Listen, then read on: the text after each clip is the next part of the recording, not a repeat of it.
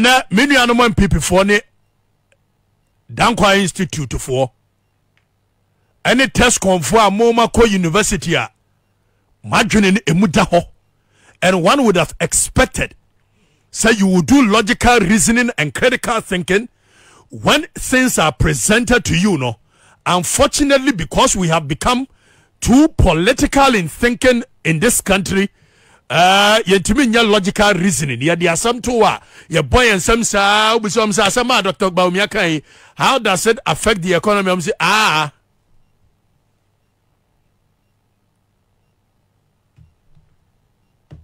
and then you say Dr. Achembi Emma lectures. Medical catchum dientia. Me friend Dr. Achembi. Me say me mamia kosu abene wa ye obomfa chiase ekofa Achembi Freeman Prusi eba me ne tenaye. Na Achembi ba ye no wo so sekan mu brantan mu a ye se brantan animu ni akire. Mo amonko afuom da munya nkurasefo no. Brantan ne ye se animu ni akire. Won se sekan ne ye wo kotokuro. And you walk Brantai, winning Brantai, hey, that's one Brantai. Brantai, dear, and on I kakrakana at Treno. Na ya send a chile, and ya nimu. Na a chambi a see a year for them so or dra. Obetani who, what was Sessakan, what the training help. Na mamia kosu abene wase enia Achembi se abeya na da bia no wan kasa so se kom diwa na sika ma ya obenya bia ye no Achembi me mamia me na na fie gya asase ne ohoi dobi ye kire ne ba bia Achembi do Achembi no asa me mamia kosu abene wa ne agya hene ne kwa afuom se wonno na omu gina osa Achembi dokosi wodoto na no ho dokosi ayi wonyina duana no Achembi bedo ne ensu ja Achembi sa Achembi wa kwaye wafu a obekona Achembi aburo dem aburo se chaka woto antia bratia ayi ewa ache no woto be 3 cedi no onya gari 2 cedi e de wonu a obekona Achembi aburo se chaka no odafu nim. And that is exactly how Dr Bawumiah is behaving. Dr Bawumiah oma MPP for you soon say Amazon Alexa. We see your app will be a friend Amazon Alexa. And oh yeah, Alexa, play me that lumba. Alexa, play me no Dr. Bawumiah. That's exactly how. Now, something produce so send side. Hey, where's some tea? One my lectures from 2014. Yeah, di wachi Dr. Bawumiah, Dr. Bawumiah, Dr. Bawumiah, Dr. Bawumiah. No my lectures. Near the nachi, no my lectures. And you say Dr. Bawumiah, what the economy no assay. Yes, sir. Nemo muenya tumi a wade be solve economy ni problems. Now Dr. Bawumiah ko 2015 no ma lecture if the fundamentals are there and the exchange rate near say Dr. Bawumiah what economy no ase. Eti dia ka ya se ade tumi be dey. Ebe ka ne ho.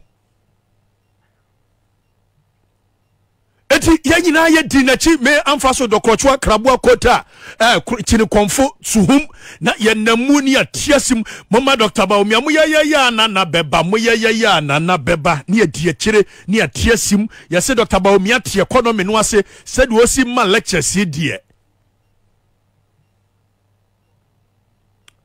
ya boy ya sa time Adenta Street Carnival anaju 2 na mene praye mu ejinam ne atisim yase Dr. Bawumiah what economy no ase nemom tumi pe no nyaye.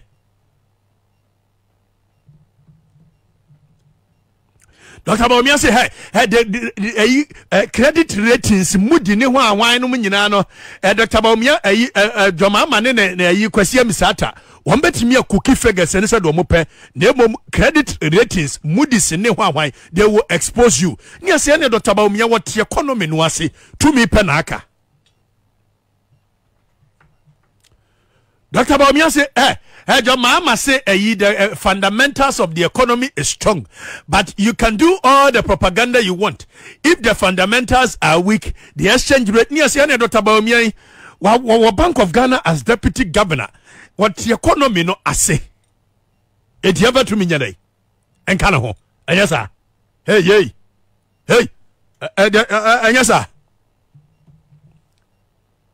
ani ya yiri ya wana 2016 ya nyina ya bo that time wo ma 7 na me ginam na ye twa ya anaju 2 na me ne abena dansoa ya namuni asesa nkrofo kogu ayi because yes Dr Bawumiah te economy no ase na mum tumi pe no nyaye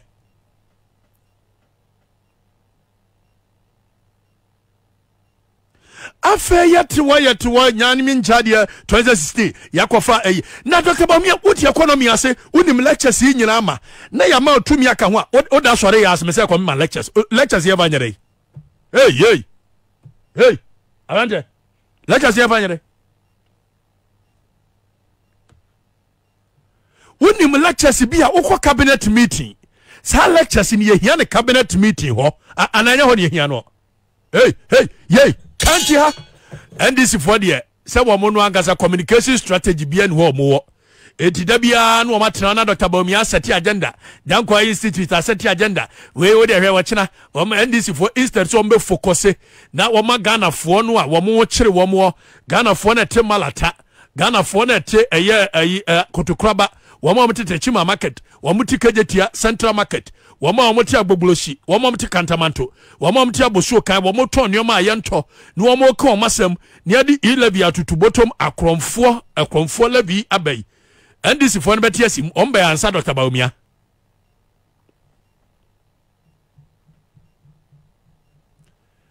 na ya di tumi ama wa no asa begina wo se mebe man lectures but you can do all the lectures in this world.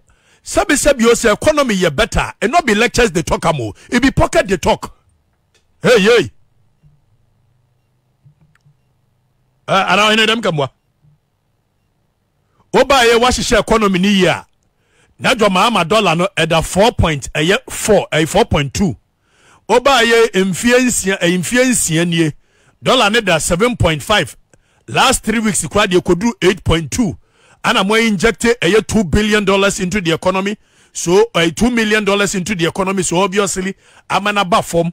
But that is a knee-jerk reaction to solving the problem. Monya magane say na ene yakote ya Bank of Ghana to watch nsem hunu say o ma wone black market fo no a Bank of Ghana mu nya sa concert no am yedu kroma no. Hey. Nima police station chewa black market nyina o. Hey. Airport. Black market is go. Na Ghana yamra. Yama Banking Act. Yama Forex Act. Chiro se nkrofo ntimi nton bayi yentimi nkoti. Dr Bawumiah gina won ekura no okoti nyoma in dollars. Omaya ne president begina state of the nation na wo okoti nyoma in dollars. Na okoti nyoma in euro. Ni ewia ya ka kire ya say me nkoti anything in dollars and euro. The concept of the people managing or mismanaging the economy. And I say Dr Bawumiah say akoma lectures for means our lectures in mentie. Because lectures bia ni wa chen me botum. Lectures bia ni wa chen dollar. Lectures bia ni wa chen e-levy.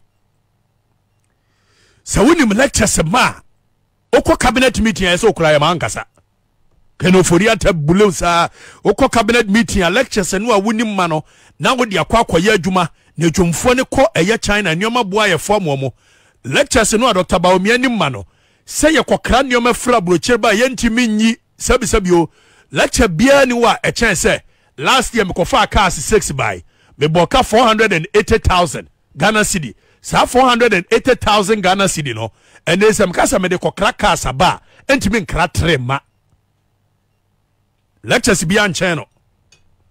So nobody should come here and set any tone near an economic risk or your doctor lecturer do little period or lectures are why am on Alexa I'm say doc Kokabi Dankwa Institute for.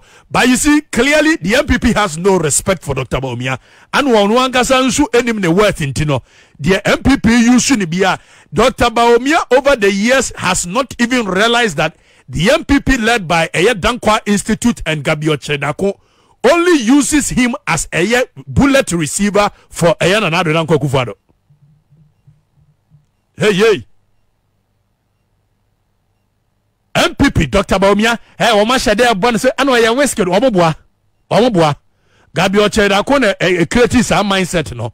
So Dr Bawumiah has become a bullet receiver for Nana Adodankwa Akufo-Addo. Once Nana Adodankwa on fenani mu magisa anema we. Hey.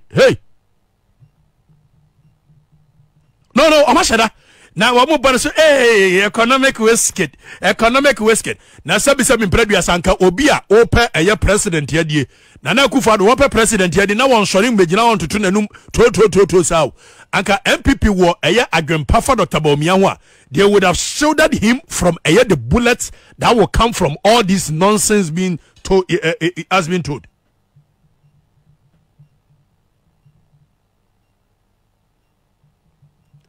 So the MPP, Omashada boosted the ego of Dr. Hey, we economic wasted. What the economy nasio? Kokambi any do atem. Ada na ye nyam pasi ile bi Dr. Bawumiah mekasa. Hey. Ada ni yam pasi ile bi no. Wa ma mekasa. Yanko tie Dr. Bawumiah ensem wo keka ye ne bi na ye musa question about the city, about the dollar. But you see, the am Japan is a Professor Lumumba Kasembi. Before some economy person, yetie Professor Lumumba Osedeya. That was true then, and it is true now. It is 100% correct. That was true then, and it is true now. It is 100% correct.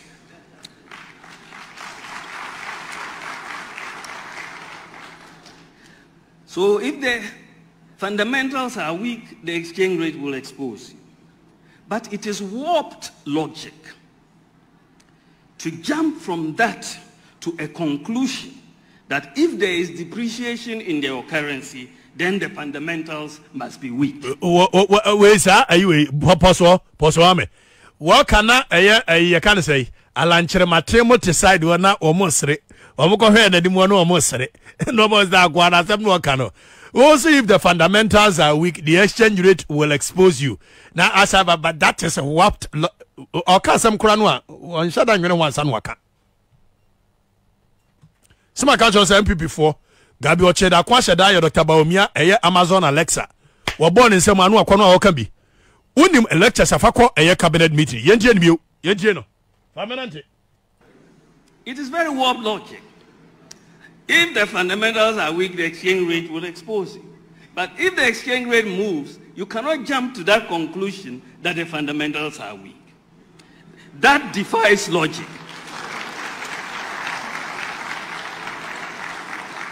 That defies logic.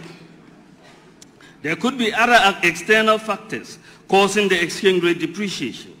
For example, if I tell you that if your leg... Dr. Bawumiah, you shouldn't have given us example by using any analogy. You said there could have been other factors. In some factors, but you see, he thinks you're smart, Yama. He can deceive the minds of the Tibonkosu followers and what they don't do logical reasoning. You can nominal figures and no percentages na air Adia no be fan for a 4 CD 20 pesos. O dia ko do 8 CD ye ka say percentage. Uko jomna uko nioma ye busa say o dollar percentage ade ba ye say.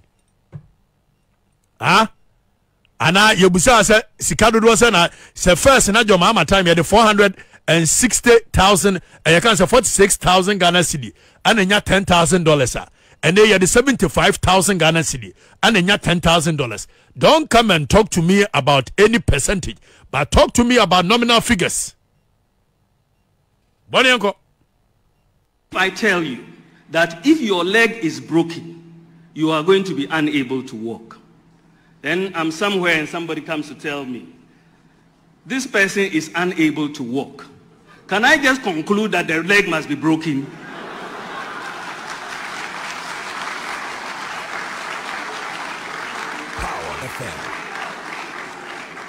There can be other reasons why you are unable to walk. But all of a sudden, the MPP has found a safe haven. I want to say, one problems in Yakosha. Say, COVID-19, say, woman to me, your man, and your money, you guna COVID-19 by and the Jomunya Quandisha and Kakra. na Ukraine war yi so ba ya wo mo ka bibia si Ukraine Russia war na Poland ni Uzbekistan ni Tajikistan wo mo wo bayi Ukraine border so kra wo mo gaza yi wa wote miles away na ntokwa na ensi Togo ensi Mali ensi Burkina ensi Cote d'Ivoire no aka se oboda se na ekolosi plane timi mem ship ntimi mem na ntokwa si miles away o so de na economy na ye pansamwa na odi akwahye se Ukraine Russia war na papayi Poland for wo mo dollar asese de area say hey Ukraine now wo kaso mu gina ko ano kura no omo currency is far better than Ghana.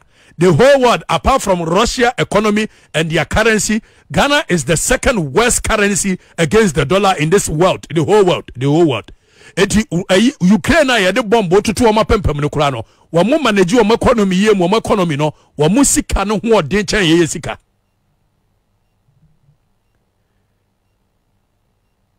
Na sese muntimi monument oya ni no de akoshe Russia Ukraine war. Na Russia Ukraine war yete Poland border so yete. Oga come say ni ekra aluminium, ye kra iron rust, ye kra ayfla. Some yo manya mu vision na mo na mo sia se mo ye one district one factory. Enso ko ye factory se sisi wa ya penti ho ana mo angasa mo akọ penti ho de signboard akosi ho. Sanya na sadia you should have had foresight and vision. How can we build an economy that depends solely on a year or maybe to say BBC or maybe so then the economy cannot run again. Sana mo de ko share an economy no COVID-19 ti yentimi nko China ma ne asi mo san krofo yi.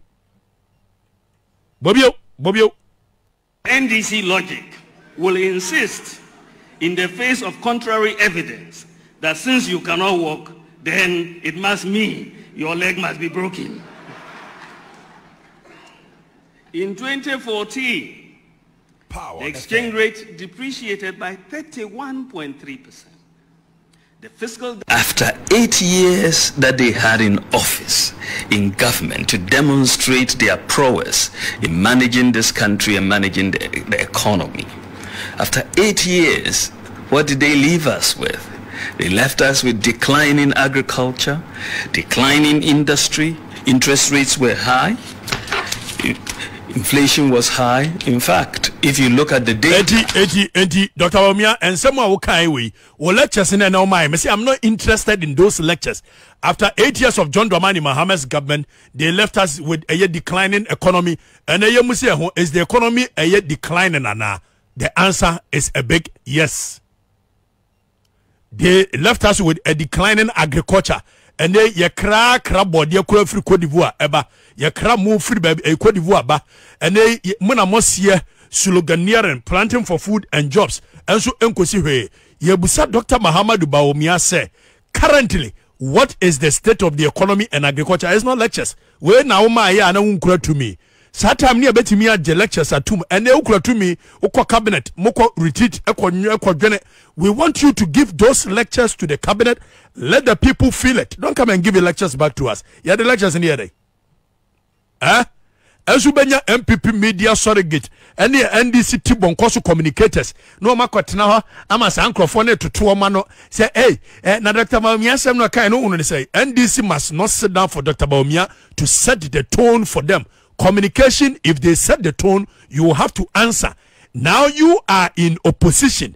You are supposed to be the one setting the tone because government communication should be different. In terms of macroeconomic performance in any economy, since the year 2000, the tenure of the former president was the worst in terms of outcome. My humble and a micro you want stability the keka focus here sa moody rating and Dr. Bawumiah to me jina okase sa credit ratings for no or mo credit ratings no mo de me ma ye nti ana ama sidi no apansam enso jo mama time no mo de credit ratings moody say why say ana na mo de kan asem kroma meboa Satam nanado me nya sukuro we mu ana ay mudisifo say ana ay ba ko no French use French use ay French fo ya ka kiram say agbogulosifo su mo se French fo say ya ka kiram say ay malatafo no ye ntonioma o say ay sana na Dr Bawumiah ene nanado ka kire jomama ene nanado kekam nanado timi trolete kanoforiata timi trolete se yafanko African Union se economic ratings for no kra no yenhwe na asiu se bisabi economic ratings ne yentoso aye ton dwom ana akwa o se ha de tosoma me aha teso economic ratings for no wo economy se de tiesa na o mka no anamwa. So Dr Bawumiah should not come to us and tell us see the new enkoye no is because of the economic ratings. Now we need economic ratings for agencies no wo mo na say economy any city ana no mo de ye ejomama na wani agye no meboa yey yanko yanim. President Mahama is to take a look at the data. This is not green book data. This is just the data, right? Take a look at the data before you speak. Otherwise, you will end up embarrassing yourself. We'll get $1 million every year for rural and deprived communities. Under this program, there should be no village or community in Ghana after the first 2 years that would have a water problem or a toilet problem. We 6 years money we 6 years mu eti lecture bia ni wa e chen we yamusa se villages e won se bi nkran kra yatie enkrofo da so ne mpoano nkran no kra was it there should not be any village in Ghana after 2 years that should have a year water or one problem enso nkrofo da so ne mpoano e won nkran o e wa bra Supreme Court rule in 2007 as a presidency any government should ensure say every year you can say a damn be a one canabiano toilet room from 2007 President Kufo Penso ebesi ne yentimi enforce yam enkrofo enem poano say ya ma enframa fo moto ho Dr Bawumiah ka kire say after 2 years there should not be any village in Ghana that should have water or a year you can say toilet problem. Now you busa Dr Bawumiah say lectures ben a chance I say and what is the state of that situation?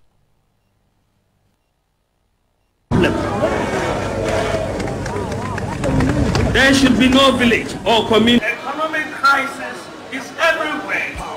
Care to look outside of Flagstaff House of course. Teachers are suffering. Teacher trainees are suffering. Nurses are suffering. And nursing trainees are suffering. Patients are suffering. Students are suffering. Traders are suffering. Pensioners are suffering. Drivers are suffering. Contractors are suffering. Civil servants are suffering. And farmers are suffering. Fishermen are suffering. And industries are suffering. Artisans are suffering. And Kayaye are suffering. The disabled are suffering. And men are suffering. That is the current situation then. What is the current situation now? Yay. Teachers are suffering. Kayayes are suffering. Doctors are suffering. Drivers are suffering. Mates are suffering. Dian are suffering. Dian are suffering. Dian are suffering. Dian are suffering. Heme are suffering. And they Musa Dr Bawumiah say, if you care to look outside of the Flagstaff House and the current situation, it is not about you telling us about lectures. Lectures a chance. What is the current suffering state of the Ghanaian people? From Kayaye to Mason to teachers to lecturers to nurses, they are all suffering. It is our lectures, Papa Bima. And your lectures are able to Jinawama MPP test for our born Samarane. And your lectures are the bullet shoulder for a year, you can say, your friend say, Narado. And your lectures are a bemwa looking like some your comedian. And your lectures are Beman Crofwasha Siafro Bawulaya. it should be lectures that is telling us, and yoma we na meka ye na sa nyoma we maye we. That's the lectures we're looking for. And your lectures abe jina wanu ababa totu wanum abe ye the NDC wapi logic and NDC and we are talking about real lectures. The kaya yes are still suffering. The nurses are still suffering. The teachers are still suffering. The doctors are still suffering. The taxi drivers, the trotro drivers, the maids are still suffering. Omo ton yoma jom sofa. A form 4 sofa. Radio presenters are suffering with the exception of Musorogites. So that is the lectures we need. And I'm saying our lectures and family. Fakoma cabinet meeting na omuntiminya wamani yeni mfili. Don't come and be giving us lectures, because if the economy is good, it not be lecture they talk am. It be pocket they talk am. Yanante. Has the government achieved single-digit inflation? Well, that is for everybody else to judge. My point. Do you doubt that they have achieved single-digit? My point is that the single-digit inflation that we are seeing is not consistent. In my opinion, humble opinion, that is not consistent with developments that we are seeing in the cost of living. You know, I mean, the single-digit inflation is supposed to be driven by food prices. Medical catcher said Dr. Bawumiah no ka samwa later wobanu obeka fofra. Okay, Dr. Bawumiah samwa wa kan say your mama say o ma achieve single digit inflation. Was it a single digit inflation no enka say entimi affect the food prices enka enti Dr. Bawumiah will lectures abema na wi ibeke kan ye ana ye hwan e decrease by 6% enka papa enka encourage Dr. Bawumiah the lectures encourage the oka mese na mentie na menya da agin suntie, because lectures bia ni wa a chance we inflation at 15.7% and they na ene ampaniampa aduane boa ye den yentimi ntofuo the diesel for the first time in the history of Ghana diesel boa no den chen petrol. So clearly we know say single gender to the sa mo brofo no aya mo keka no chese mako suku kura dodo. Dr. Bawumiah na mako suku na Dr. Bawumiah has a first degree in economics and second degree in this and masters in economics and PhD in this. And carry if a Krobodu say no need masters in one communication and so Kwame Nkrumah time na Krobodu say who on fast watch Dr. Bawumiah bibiri. Kwame Nkrumah clearly demonstrated to us that you don't need a lot of degrees, you don't need a lot of you can say PhDs before so beti be bu man. Kwame Nkrumah nkrofo a wadi omu bu man no Krobodu say gbede mamo Kofi Bakomo you can say Kojo Botuomo na wo mu nkrakura PhD said Dr. Bawumiah kura wako school kura dodo. Dr. Bawumiah wako school too much. We fa so bi ani so. Book mu school economy no he me wudi e won Ghana economy no kurase because what you see say the obeke kana finje de inflation me ma me akosu abne wa onimu inflation bia de onimu anu so okojo ma nioma boa yefo ene nioma bo no ya den. So, you know, ask every, you know, woman, man who goes to the markets and ask about food prices between last year and this year. Wisdom. A man who called your mom is say. Doctor said, no go and ask the women in the market. The women in the market, they have the senior and ask them the prices of food and yeah. Doc, o lectures here chire nyina yo ko busa man no wodwom hey be phone lines na man no wodwom ne ma come asem ko to free say ne wife say ne ma bo nya de be phone lines no we be tie twen be 5 minutes me mo Dr. Bawumiah boys ni nwe ye wie ya ye be phone lines no ne abusa Ghana for say ne ma boy say omo to ne say sugar ye to ne say fuel ye to ne say a driver for fra ya ba mama me na musa ne say a driver for say de omo estate tie me wo lecture na me enyamasem bobio and see how food prices have been increasing. My visits to the markets, whether it's in Malata or Tamale or wherever, suggest that food prices are really going up. That is clear. I mean, in Bolga market, for example, as I pointed out in my lecture, maize, a staple, maize, you know, where we eat chozafi every day from maize. went up by 60% within just the last year.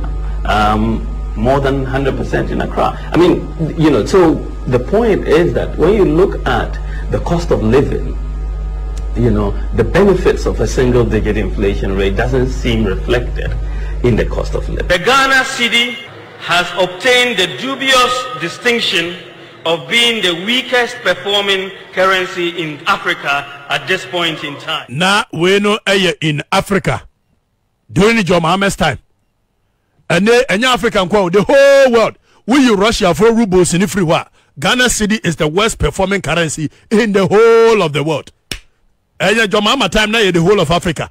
Akufo-Addo time, the whole of the world. So the current situation is a. Don't come and give me lectures. When you cannot say the same lectures at a cabinet, don't come and give us lectures. When lectures you do hear your furiata. And my lectures when you can or safo or mafo safo ne hear a lectures. When you need somebody to get lectures at this point, Akufo-Addo hear lectures because clearly Oko BBC interview can no fact and figures. Other than that, he wouldn't have said the tax revenue to GDP in the you can say in the ECOWAS sub-region 18%. When tax revenue to GDP in the ECOWAS sub-region is 13.5. The average tax revenue to GDP in the ECOWAS sub-region from Nigeria, Benin, Togo, Ghana, Cote d'Ivoire, Mali, Yenina, the average year 13.5. Clearly, if you have any lectures to give, Akufo-Addo is the one that needs those lectures because it clearly shows that Oko BBC no any lectures. Or lectures and Kongo say, 12.6% tax revenue to GDP no is the lowest in West Africa, where Nigeria did 6% by the end of 2021, where Togo did 12.4%. Cameroon, we beat them. You can say Cote d'Ivoire, we beat them. Then Akufo-Addo Kotna say or lectures interviewer or say tax to the GDP in a far in the year. So Dr. Bawumiah or lectures we are from Akufo-Addo because Akufo-Addo need fact and figures. Yantian the last one, call last one, mommy. Call last one, mommy. Call Yanti. And Nana Addo Dankwa Akufo-Addo took over the reins of government in 2017. After just over 3 years in office, he's been able to manage the transformation of this country, and we have been able to perform much, much better than the situation we inherited. In fact, the data is very clear. And so, my humble nation, you know, I've always said when somebody says that they have done something and they have to spend 1 hour explaining what they have done, then they have done nothing. You know, I've always said when somebody says that they have done something and they have to spend 1 hour explaining what they have done, then they have done nothing. You know, I've always said when somebody says that they have done something and they have to spend 1 hour explaining what they have done, then they have done nothing. When you have done something, you shut up. The things that you have done speak for themselves.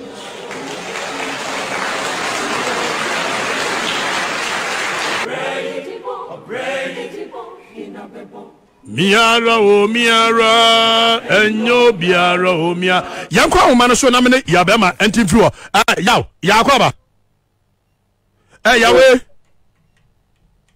ya be na so bi aha yaw na Dr Bawumiah koma lectures o utie bi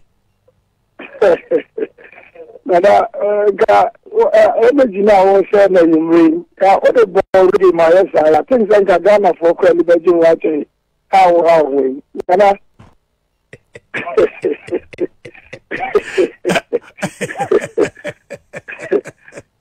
Power FM. Oze Gabriel dai. Oh, the borrego the valley one low animal ya te ya chefa. Ma Ghana ginasa Bianca I think the boy gina. Regi have an panship na we am here waste your time. No,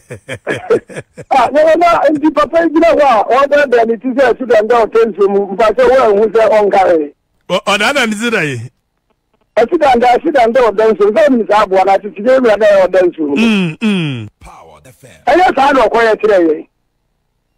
Nana. I was about to tell you the other more so now maybe I almost to me for long. enka omo ba pim na beti kakra nka beboa enya sa na na kwa akoye baby na da ho no se eningwasi amfata hey eningwasi amfata kaniba na yedai wono no me fanso so eninti omo pim na beti a enu mbom beboa no because na ye mo a wona na na do say tia hawo ojina wo ayewa so wazi ogono ka se Bawumiah ni o Bawumiah nyakopodi I was Bawumiah ni o Bawumiah nyakopodi wiase nyansa nyina ahye tirim na ewia so obi kasa na jiro enti se wiase nyansa nyina da na nyansa nyina na mo kwa no fi fa ka ho eni ni a omai no future okay, say me ka say enkokofo du okay mo fie bom mo mo twire mamman abure eye 900 years ni me say abranti a obetum kokofo abeti na na ni a omai ya wo ko etwa na mpacha patrol no boso o say patrol no boso me mantie so oboso a na patrol no boso wa moso say na tie wo fobo and I say okay, now na me I me no call I no ka say agama for breno and then on fakrum na na wa na say we Muslim ni na owo akwantre mu anka wo sere boni fete ana na ulu za master Ramadan ai omo ye akwantre anka ni se mu di anka no kure nkwa na se wo kan na oba de di Ghana for September 3 at said here on my no baby amobi akogina na si ya na mba ya na no ba ku kebi ya me ko gina wa si na ni afi atere ye se wa ye kwai 10,000 na kwai na dai engrofo se o ye ko China ya wa mu kwai na e ko tare mu so bi abedi aboni bi no wa ka ya ka ho bankuro de no ho wa kai sa kwai na ka ho wa pom kwai na wa ka ya ka ho enemi man tie lectures no na no kura ni se fuo no se na tie wo fom adraba fo se na mo tie tew na me koje ada economics ni mra ma ye mu konta we number 4 to asenti abuo mu eye 26 February 2022 na sa da no na eye eda me mre da ne to asenti abuo mu ni e to petrol 1 liter no 7 cedis 99 pesos. Et tout the time say 4.5 a more a year 35 cedis 95 pesos. Na me no ka say every 2 months you and no for kuta a year 10 cedis 40 pesos ni actually 10 cedis a year 20 pesos ni actually unya 46 cedis 80 pesos ni actually na less than 2 months. Now we just economy ya na dia sem kure ni a e ba no se na kwa na fi fa no ni abre a unya o nyambu bo bi a you president na o yede den we ya Power FM when dia yey e dia sem kure ni ati hu na na di 2022/7 I go for am o ready aba so na fi ma ibiem I go for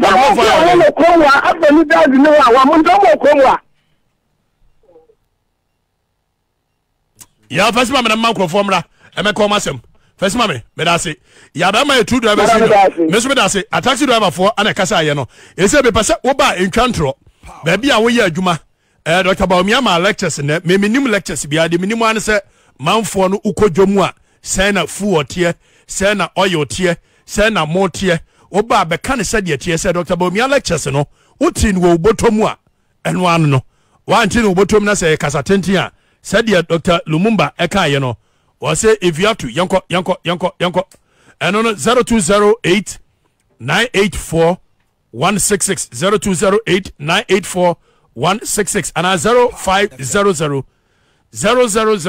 257 0500 000 257. Hello, when you? Yay. Agwasi si go mu ankrai minimre tew. Agwasi wo ya adwuma ben ya. Nana, I would in Meton and Pabua Kankara. Otom Pabua. And Meton Pabua and Meton. And the doctor, ye lectures you what a year. Nana and Pabua, me first time and Pabua China House. And I may beton. Nana and Pabua and I may for the 80 CD, 90 CD. One I will say the February 190 180. Nana and then make couldn't go for the 270 280. No, 5 banana me. Up to now, or amount for your orders, I made the price in the month. I'm going to 320. And now, just what up to now, the pump flash in here. Into lectures and have fun a boa war.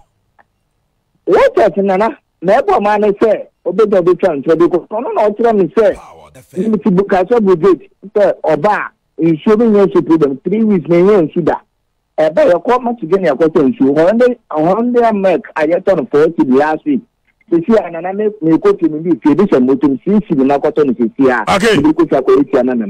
Medase, Kwasikisi. Akwasi go mwan kra Medase. Faminante foforo elo wanie. Wanie o. Yey. Yini na foforo, power 7.9 midi. Elo wanie. Hello. Yey. O si afro say. Hello. Good evening. Good evening. 10 minute. Tell. When you? Because Zongole. Zongole. Wo no ye there ya there adwuma. Onya adwuma kora ye okay in Chantro. Ye no be di san komo no. Wo ye adwuma be ya? Taxi driver. Dr Bawumiah ma lectures o. Na taxi driver say na wo so ho tie nie. Power the fam. Nana.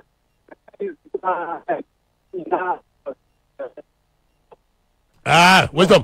Piano, see from. Ne yo, hello, 1 year. Hello, good evening. Good evening. Tell minute. 1 year. The friend Ibrahim. Ibrahim. Yeah. We are Jumabaya, Wadarma. The government worker, but at the same time, you're a farmer. We are farmer and I are government worker. Doctor, my lectures you now, what you be there? Now, won't sign a comma war. Just Monday we decided I made on 2 months ago 30 cedi, on 50 cedi. What we decided 50 cedi? Just 2 months ago. Fertilizer 300 today as we speak. Subsidized a piano 1 kilo is 20 cedi. Let us get serious as that. Let us get serious as the Ghanaians may say. Wisdom from young funny pen count. And so, men medical catch up me radio na me and me a class idea. More for some mentibia, hello, my dear. Then I continue at Mota. Coffee? Come to Nana, Bawumiah will say the teachers are suffering, the nurses are suffering. They are dying. Everybody is dying. People are dying more than what you said last year. Now, your mama time now they were suffering, but a good part of the time they are dying. Yes, now the Ghanaians are dying. They are not suffering. They are dying rather. Go with me, that's it. Finance one 0208. Next one. Hello, my dear.